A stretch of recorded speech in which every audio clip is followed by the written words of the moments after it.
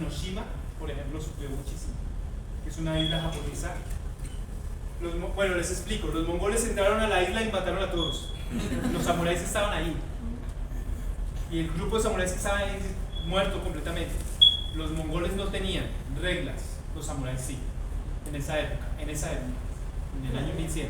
En esa época tenían reglas, eran como así, ordenaditos, y entonces, por ejemplo, agarraban los dos ejércitos y estaban los dos ejércitos así, y decían, ok, no, mejor mando al soldado este, y ahí hay un tiro al blanco por allá en no sé qué, en una montaña o en una cosa así como inalcanzable.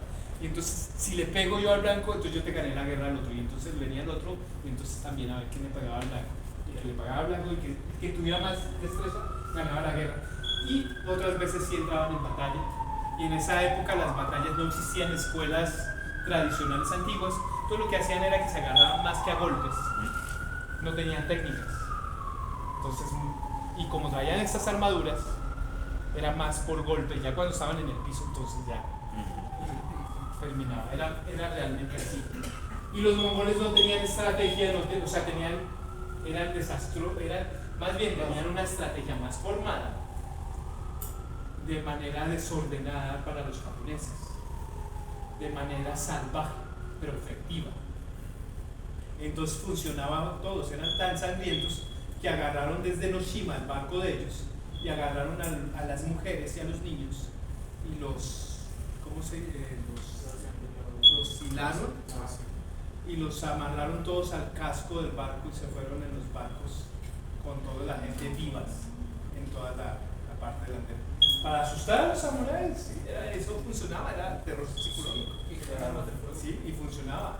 Entonces era muy lógico los samuráis. Y luego los samuráis empezaron a utilizar sus tachis, y las armaduras de los mongoles eran de cuero. Y se dieron cuenta que no cortaban el cuero, no eran tan efectivas, no eran muy efectivas, o sea, como que sí, era muy difícil. Y estos tipos tenían algo más corto, los tachis eran más largos, como les digo, eran más para los caballos, era más fácil. Y pues era muy difícil subirse a un barco o estar en la playa peleando contra los mongoles. Estos mongoles agarraron y los mataron muchos. Si no hubiera sido por el kamikaze, que es el viento sagrado, de ahí viene la palabra kamikaze, viento sagrado, o sea, un tifón, o sea, un huracán, porque los mongoles llegaron en la época de tifones de Japón, y entonces vino los tifones y ¡puf!, se llevó toda la flota. Y si no, hubiera sido Mongolandia otra vez.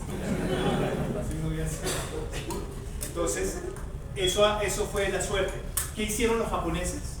Fueron a investigar. Eso es algo muy, muy, muy interesante que tienen los japoneses. Por ejemplo, todos los armeros,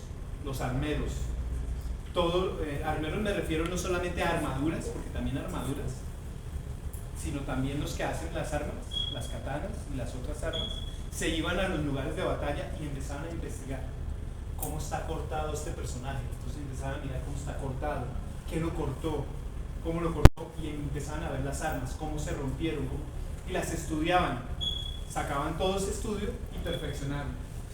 Y así fue como empezaron a sacar la espada. En realidad, por ejemplo, se dice que la katana fue un accidente.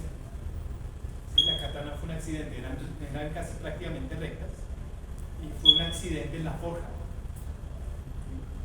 que en el momento del temple se dobló la hoja y la dejó así, pero él tenía urgencia para un samurái, la persona que lo hizo, y se la entregó así, y resultó ser efectivísima, y tan efectiva resultó que empezaron a hacer las cosas.